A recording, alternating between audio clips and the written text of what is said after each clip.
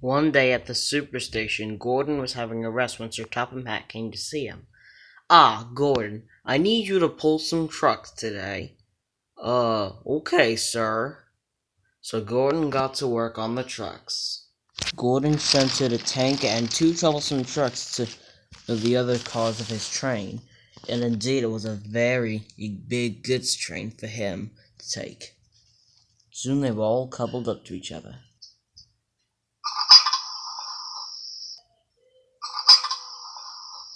Then he went back up to the top of the superstation to get the rest of his cars. He then found the boxcar he needed. Then he found another tanker and two more trucks and coupled the boxcar to them. Then he pulled them out of the way to the superstation. There was nobody around because everybody had left the superstation. So Gordon reversed down the slope with his train.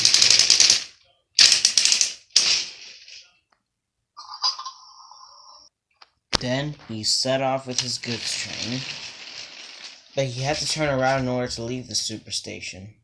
But he had to take his long train up the slope, and it was very difficult work indeed, and the train was heavy. Gordon soon reached the top, but the train was holding him back. He had to pull as hard as he could.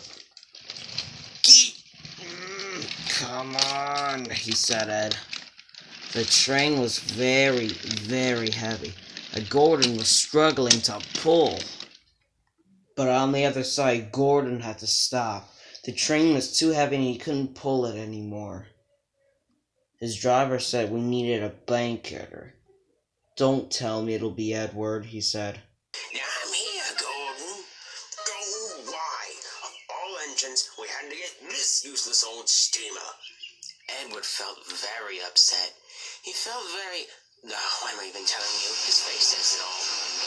"You know what, Gordon? Maybe you're right. I'll never be able to help you. Guess you'll be stuck here forever." Yeah, I don't need your help. I can handle this on my own." "Well, if you say so." But Gordon soon found out he couldn't pull it, and then he was stuck. The next day, Gordon had been stuck there overnight.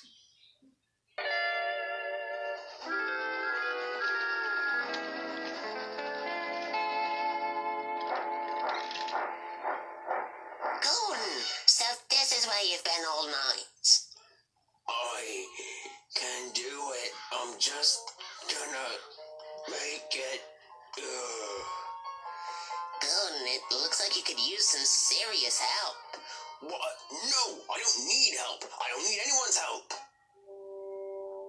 "That's it. I'm getting Edward."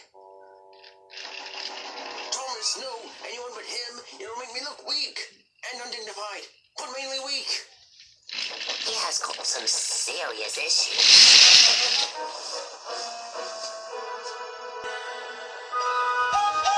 "Edward, are you available? Gordon is stuck on the hill again and he needs your help." "I tried to help him yesterday." "You did?" "Yeah, he called me a useless old steamer." "Oh, he did now, huh? Well, if he wants to play the bad guy, then we've got to do something about it." "Yeah? Like what?" "I'll explain. So first we..."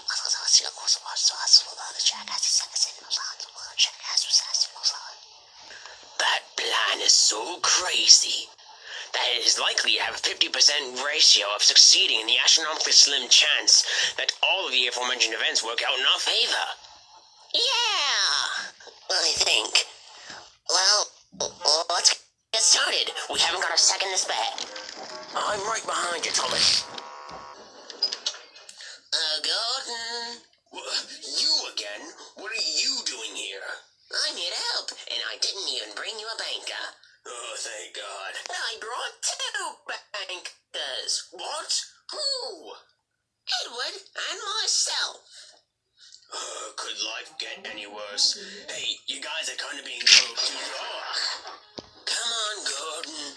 "Yeah, let's get a move on, Gordon." "I refuse." "Well, guess we'll have to push extra hard. Ugh, I can't stop. Help me, cried. Thomas then released his coupling, but that did no good. Gordon's train bumped their bumpers into him, and he raced down the hill.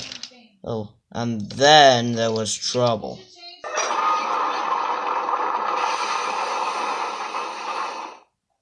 Gordon had toppled off the track at the bend with his train. They were everywhere. The cars had smashed into one another, but no damage had been done to them. They all looked the same, and they were all fine, but they were a little bit hurt. Gordon was on some flatbeds and was soon taken back to the middle of the superstation. But before the flatbeds were arriving soon, Thomas and Edward came up. Oh, Gordon, there you are. I see things didn't exactly work out for you. Wow, great observational skills. You must be a genius if you could figure that one out. No, wait, no you won't. You didn't even consider how your own plan would end, you idiot. There, you just did it again. Did what? The name-calling. That's what got us to push you down to the hill to begin with. What do you mean? Gordon, the other day, you called Edward a useless old steamer. You said that his help would make you look weak and undignified, and just now you called me an idiot.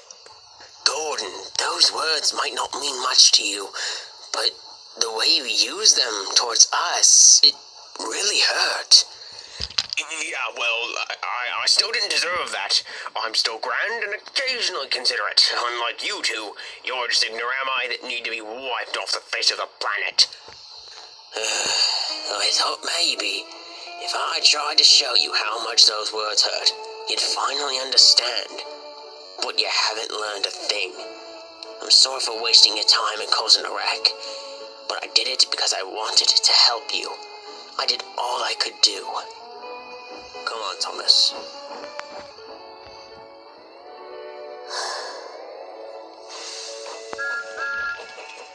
But before they could leave, Sir Topham Hatt came up.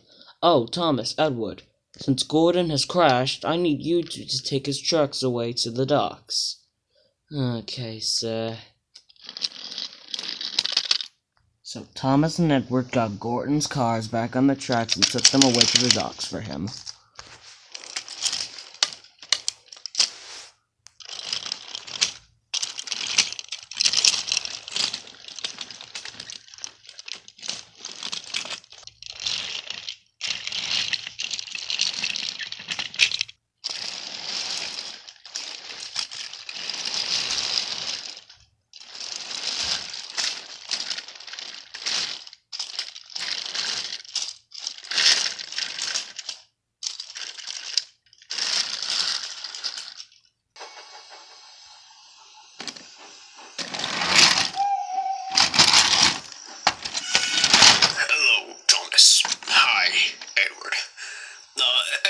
Listen, I had a lot of time to think while I was at the works, and I realized that what I did was wrong.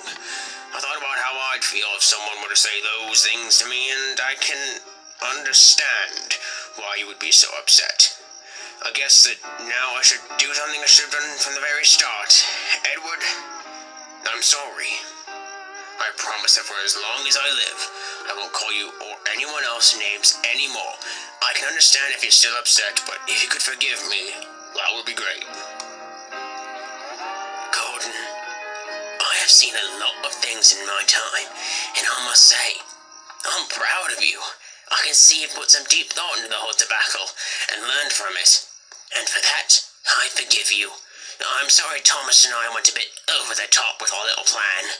And I'm sorry for being so cheeky. I can't exactly say I'll stop that behavior altogether, but I'll try and tone it down a bit. Promise. Hey, it's alright. I guess that's just a part of your character. I'm glad we're all good now. I am too.